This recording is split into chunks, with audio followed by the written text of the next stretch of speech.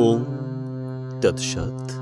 শ্রীমদ্ ভগবদ গীতা আজ অষ্টম অধ্যায় অর্থাৎ অক্ষর ব্রহ্মযোগের দ্বিতীয় পর্ব।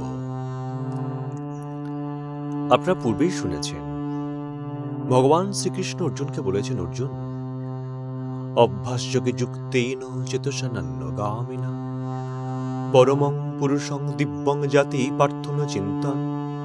অর্জুন, সর্বদা ঈশ্বর চিন্তা করলে, অভ্যাস সহকারী ঈশ্বর চিন্তা করলে মন অন্যদিকে যায় না। আর এইভাবে চিন্তা করিতে করিতে সেই দিব্য পরম পুরুষকে লাভ করা যায়। সেই পরম পুরুষ সর্বজ্ঞ অনাদি সর্বনিয়ন্তা, সূক্ষ্মাতি সূক্ষ্ম সকলের বিধাতা, অচিন্ত রূপতম সূর্যপদ সপ্রকাশ, আর ইনি প্রকৃতির অতীত। এই অলৌকিক পরম পুরুষকে যে ব্যক্তি ভক্তির সহিত যোগ বলে মন একাগ্র করিয়া মৃত্যুকালে চিন্তা করেন, তিনি সেই পরম পুরুষকে লাভ করেন। অমিতাক্ষরং ব্রহ্মবাহারণ মামনুসরণ যপ্রাতি তজ্জন্তে হংস জাতি পরমং গতিম। অর্জুন, মৃত্যুকালে যে ব্যক্তি ওম একাক্ষর ব্রহ্ম শব্দটি মনে উচ্চারণ করিতে করিতে দেহত্যাগ করেন, তিনি পরম গতি লাভ করেন। ওম কার ধ্বনি, এই ওঙ্কার ধ্বনি বা ওম একাক্ষর ব্রহ্ম শব্দটি, এটি সকল বাক্য এবং চিন্তার আদি স্ফুরণ। এই বিশ্ব ব্রহ্মাণ্ড সৃষ্টির আদি শক্তি। এই ধ্বনি, কোন বস্তু যদি প্রচন্ড বেগে ঘুরতে থাকে তাহলে এই ধ্বনি সৃষ্টি হয়, যাকে বিজ্ঞানীরা বলছেন গ্র্যাভিটি। এই বিশ্ব ব্রহ্মাণ্ডের সমস্ত কিছুই ঘুরছে, প্রচন্ড বেগে ঘুরছে, আর ঘুরছে বলেই এই ধ্বনি সৃষ্টি হচ্ছে, এই ওঙ্কার ধ্বনি সৃষ্টি হচ্ছে, যাকে বিজ্ঞানীরা বলছেন গ্র্যাভিটি।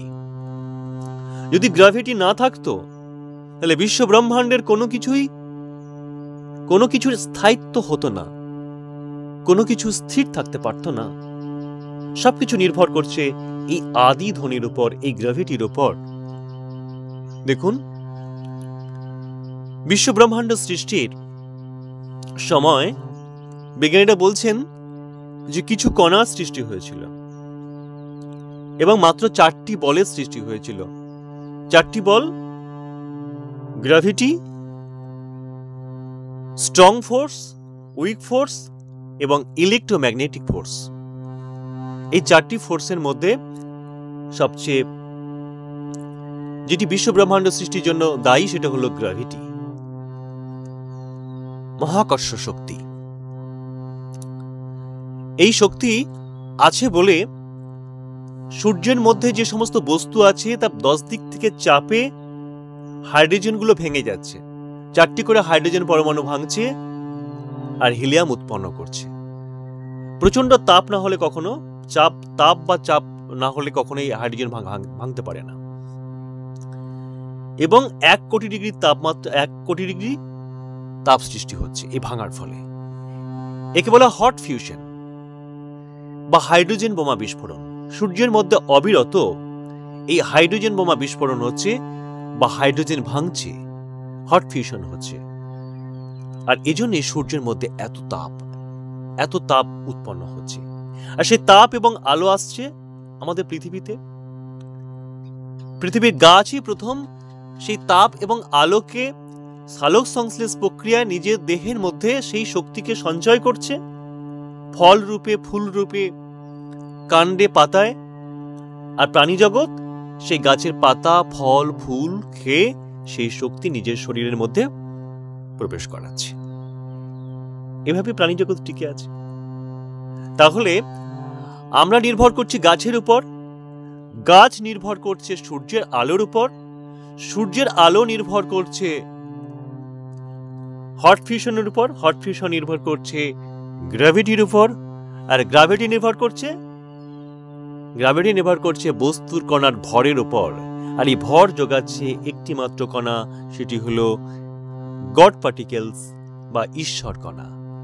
বিশ্ব ব্রহ্মাণ্ডে মাত্র 18টি কণা আছে। সূক্ষ্মাতি সূক্ষ্ম কণার সমন্বয়ে বিশ্ব ব্রহ্মাণ্ড সৃষ্টি। বিজ্ঞানীরা বলছেন 18 নম্বর যে কণা, সেই কণাটি হলো ঈশ্বর কণা। সেই কণাটি অন্য অন্য কণাগুলিকে ভর যোগাচ্ছে, আর ভর যোগাচ্ছে বলে গ্র্যাভিটি সৃষ্টি হয়েছে, আর গ্র্যাভিটি আছে বলেই বিশ্ব ব্রহ্মাণ্ডের স্থায়িত্ব তৈরি হয়েছে। আমাদের এই গ্রহ, এই জগতের স্থায়িত্ব নির্ভর করছে। তাই এই ওম একাক্ষর ব্রহ্ম শব্দটি, এটি আদি ধ্বনি, বিশ্ব ব্রহ্মাণ্ড সৃষ্টির আদি ধ্বনি। বিজ্ঞানীরা কিন্তু এই আদি ধ্বনি সম্বন্ধে কিছুই জানাতে পারছেন না। স্ট্যান্ডার্ড মডেলে অন্য যে 3টি ফোর্সের কথা আলোচনা করেছেন, ইলেকট্রোম্যাগনেটিক ফোর্স, স্ট্রং ফোর্স বা উইক ফোর্সের কথা বলেছেন, কিন্তু এই গ্র্যাভিটির কোনো তথ্য তারা দিতে পারছেন না। স্ট্যান্ডার্ড মডেলে নেই, কারণ কি করে জানা যাবে? এভাবে কখনো তত্ত্বে দ্বারা তাকে কখনো জানা যায় না। যোগ বলে যদি আমরা মন একাগ্র করে আমরা ঈশ্বর চিন্তা করতে পারি, ধ্যানস্থ হতে পারি, তাহলে এই গ্র্যাভিটির তত্ত্ব আমরা অনুধাবন করতে পারি, উপলব্ধি করতে পারি।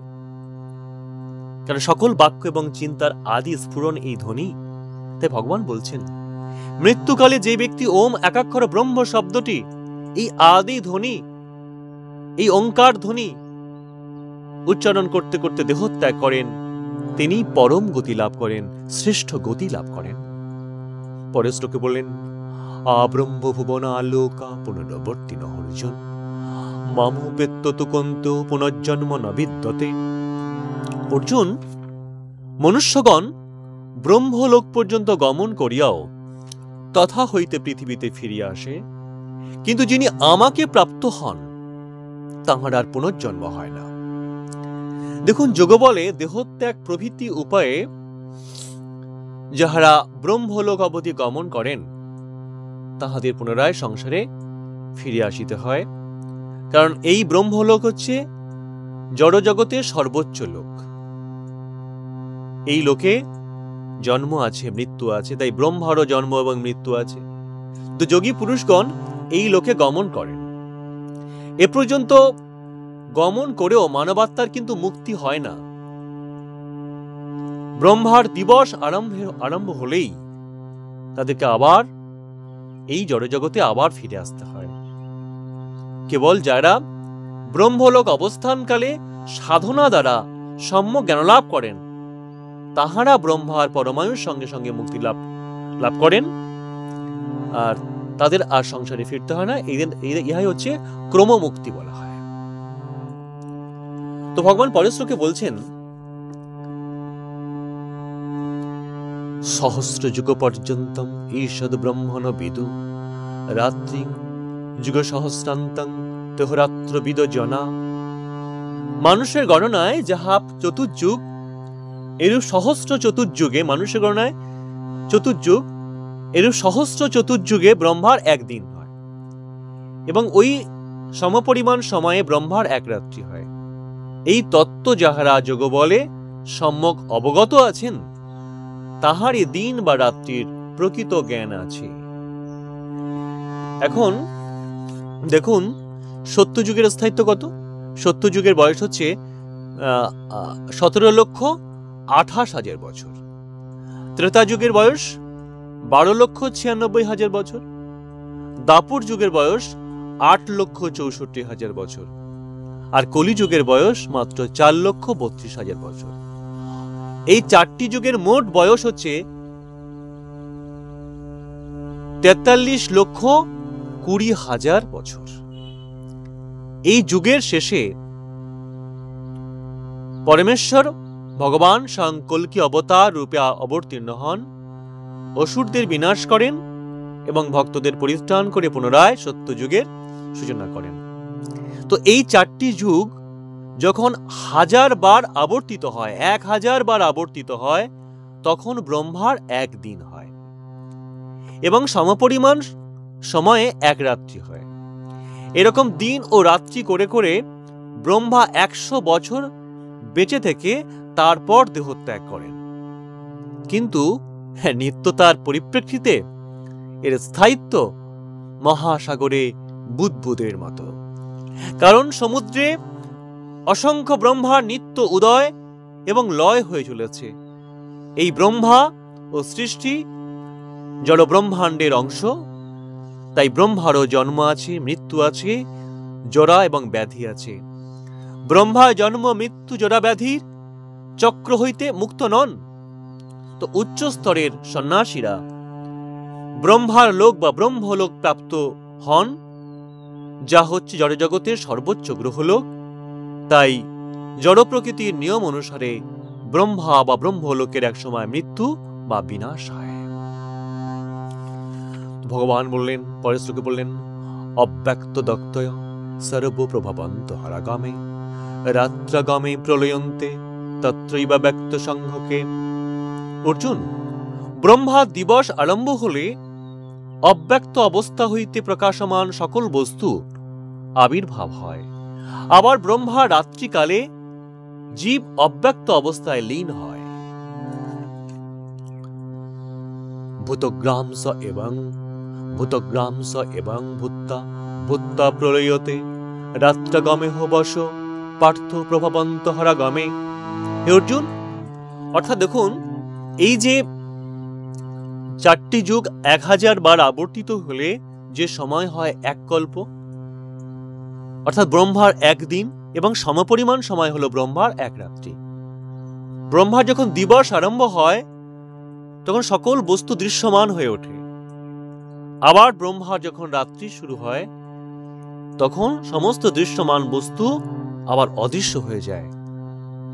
তো এই যে দিন বা রাত্রির তো এক কল্প সময়, দীর্ঘ সময়কে বলা হচ্ছে এক কল্প। এই কল্পে সকল জীব পুনঃ পুনঃ জন্মগ্রহণ করিয়া আবার ব্রহ্মা রাত্রি সমাগমে লয়প্রাপ্ত হয়। তো পুনরায় ব্রহ্মা দিবস আরম্ভ হলে তারা আবার সকর্মের অধীন হয়ে জন্ম লাভ করে। তো ব্রহ্মার একদিনে এক কল্প।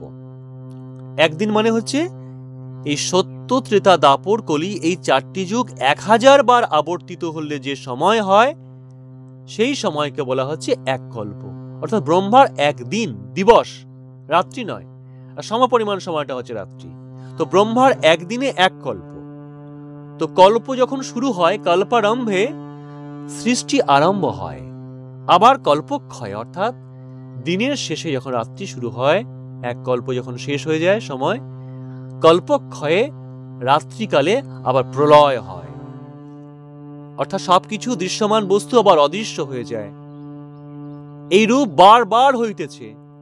সুতরাং মুক্তি না হওয়া পর্যন্ত জীবের এই কল্পেই জন্মগ্রহণ করতে হবে, এবং বারবার জন্মগ্রহণের মধ্য দিয়ে জন্ম মরণ দুঃখ ভোগ করতে হবে তাকে বারবার এই কল্পে। তো ব্রহ্মা নিদ্রিত হলে ভূতগ্রাম অব্যক্ত, আবার নিদ্রা ভঙ্গ হলে তখন কি হয়? নিদ্রা ভঙ্গ হলে আবার তারা ব্যক্ত হয়, প্রকাশিত হয়। তো এইভাবে একবার ব্যক্ত তো পরে অব্যক্ত। এই পুনঃ পুনঃ জন্ম মৃত্যুর ব্যাপারে জীবের কোনো কিন্তু স্বাধীনতা নেই। সে কর্মফলের অধীন হইয়া প্রকৃতির বশে বারবার জন্ম মৃত্যুর মধ্য দিয়ে যাতায়াত করে। কিন্তু এই ভূতগ্রাম বিনষ্ট হইলেও কিন্তু বিনাশ প্রাপ্ত হন না, তারা অদৃশ্য হয়ে যান। কিন্তু আবার দিবস আরম্ভ হলে আবার সকর্মের অধীন হয়ে আবার দৃশ্যমান হন। তো কল্পে কল্পে আমাদের এভাবেই জন্ম মৃত্যুর মধ্য দিয়ে চলতে হবে, দুঃখ ভোগ করতে হবে। মুক্তি লাভ না করা পর্যন্ত আমাদের এভাবেই দুঃখ কষ্ট ভোগ করতে হবে। ভগবান বলছেন, ভগবান পরের শ্লোকে বলছেন, পরস্তস্মাৎ তু ভবহন্যঃ ব্যক্তঃ ব্যক্তৎ সনাতন যস সর্বেষু ভূতেষু নৎসৎসু ন বিনশ্যতি। ভগবান বললেন, পূর্বে প্রকৃতির যে অব্যক্ত অবস্থার কথা বলা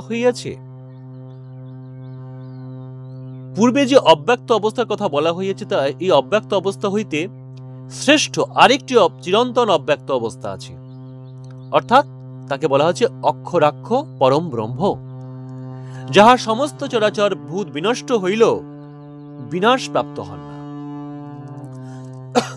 অর্থাৎ মুক্তি লাভ করতে হলে এই যে দৃশ্যমান বস্তু থেকে অদৃশ্য হয়ে যাচ্ছি আমরা, এই অব্যক্ত অবস্থা হইতে শ্রেষ্ঠ আরেকটি চিরন্তন অব্যক্ত অবস্থা আছে, যাকে বলে অক্ষরাক্ষ পরম ব্রহ্ম। যা সবকিছু বিনষ্ট হইল, বিনাশ প্রাপ্ত হন না। তাহলে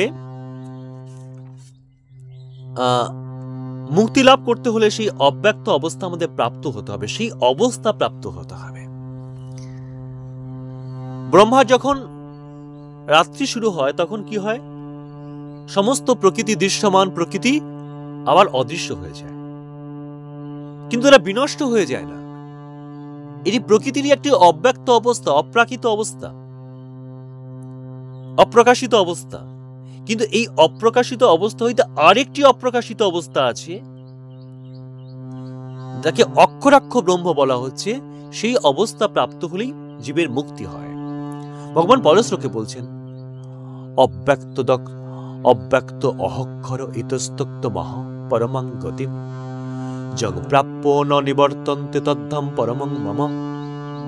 বলছেন, যাহা অব্যক্ত অক্ষর নামে অভিহিত, তাহাই পরম বা শ্রেষ্ঠ গতি বলা হয়।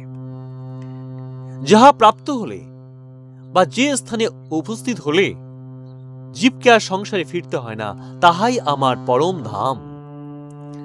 অর্থাৎ ব্রহ্মার নিদ্রাকালীন অবস্থায় যে অব্যক্ত অবস্থার কথা ভগবান বলেছেন, তাহা চিরন্তন নহে,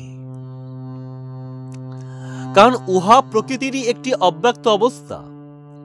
মূল প্রকৃতির অব্যক্ত অবস্থার উপরও আরেকটি অব্যক্ত অপ্রকাশিত অবস্থা আছে, যাহা বিশ্বের অতীত।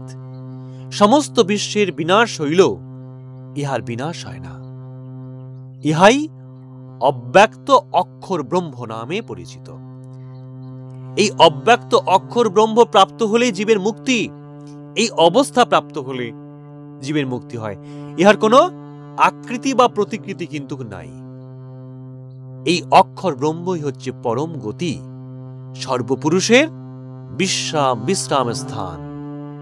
ইহাই ভগবানের পরম ধাম বা শ্রেষ্ঠ স্থান। ইহাই মানুষের মুক্তির স্থান। এ স্থান প্রাপ্ত হলে জীবকে আর সংসারে ফিরতে হয় না। সুতরাং আমাদের যে মৃত্যু হচ্ছে, মৃত্যু হওয়ার পরে আমরা অদৃশ্য হয়ে যাচ্ছি, এটা অব্যক্ত অবস্থা প্রাপ্ত হচ্ছি। কিন্তু এই অব্যক্ত অবস্থার ঊর্ধ্বে আরেকটি অব্যক্ত অবস্থা আছে, সেটি হলো অব্যক্ত অক্ষর ব্রহ্ম। সেই অবস্থা প্রাপ্ত হলে আমাদের আর বিনষ্ট হবে না, আমরা বিনষ্ট হতে পারি না। আর সেই অবস্থা প্রাপ্ত হলেই আমাদের মুক্তি, সেই অবস্থা প্রাপ্ত হলেই আমাদের সেটা পরম ধাম। সেই অবস্থা প্রাপ্ত হলেই সেটাই আমাদের পরম ধাম বা পরম মুহূর্ত বা পরম অবস্থা। ভগবান পরের শ্লোকে বললেন, পুরুষ সপরপার্থ ভক্তা লভুস্ত তনন্নয়া যস্তন্তস্তানি ভূতানি যেন সর্বমেদং তমম। বলছেন, যিনি এই সমস্ত জগতের কারণ রূপে ব্যাপ্ত আছেন, সেই পরম পুরুষকে কেবল ভক্তি দ্বারাই লাভ করা যায়। পূর্ব শ্লোকে যে পরম ধামের কথা ভগবান বলেছেন, তাহা কি প্রকারে লাভ করিতে হইবে, এই প্রশ্নের উত্তরে ভগবান বলিতেছেন, এই পরম পুরুষ, এই যে পরম পুরুষ আমাদের দুই ভূহৃদয়ের মধ্যভাগে আছে পরম পুরুষ, যাহার মধ্যে সর্বভূত বিরাজ করিতেছে, যিনি এই সর্বভূত বিস্তার করিতেছেন, তাহাকে কেবল ভক্তি দ্বারাই লাভ করা যায়। আত্মা হইতে সবকিছু সৃষ্টি হয়, বা ব্রহ্ম হইতে সবকিছু সৃষ্টি হয়, ব্রহ্মতেই সবকিছু স্থিত আছে, আর ব্রহ্ম হইতেই সবকিছুর বিনাশ হয়। ব্রহ্মই হলো এই জগৎ এবং জগতের সৃষ্টি স্থিতি বিনাশের আধার। তাই ভগবান বলছেন, যে ব্রহ্ম, যে পরম ব্রহ্ম হইতে সমস্ত কিছুর সৃষ্টি হচ্ছে, সর্বভূতের বিস্তার হচ্ছে, সেই পরম ব্রহ্মকে কেবল ভক্তি দ্বারাই লাভ করা যায়। অক্ষর হইতেই বিশ্বের উদ্ভব হইয়াছে। পরম পুরুষেই স্বীয় অব্যক্ত অবস্থা হইতে বিশ্বকে সৃষ্টি করিয়া সমস্ত সৃষ্টি পদার্থকে ধারণ, পালন এবং রক্ষা করিতেছেন। ইনি সকলের মাতা, পিতা এবং বন্ধু। তাই ভক্তি সহকারে তাকে লাভ করতে পারলে আমরা সেই পরম ধামকে লাভ করতে পারবো, সেই পরম পুরুষকে লাভ করতে পারবো, সে অনির্বচনীয় পূর্ণকে আমরা অর্জন করতে পারবো। পূর্ণ জ্ঞান, পূর্ণ পবিত্রতা, পূর্ণ সুখ, পূর্ণ আনন্দ, পূর্ণ প্রেম, পূর্ণ শান্তিকে অর্জন করতে পারবো। অর্থাৎ আমরা আমাদের অপূর্ণতা থেকে পূর্ণতাকে অর্জন করতে পারবো, আমরা পূর্ণকে লাভ করতে পারবো। সকলের অন্তর জাগ্রত হোক, সবার মধ্যে সেই শুভ বুদ্ধির উদয় ঘটুক। ভগবানের শরণাপন্ন হয়ে তাকে লাভ করবার জন্য আমাদের মন মানসিকতার শুভ উদ্বোধন হোক, কল্যাণ হোক সবার, সদিচ্ছা জাগ্রত হোক। আজ এখানেই। হরে কৃষ্ণ, হরে কৃষ্ণ, হরে কৃষ্ণ। জয় গীতা, জয় গীতা।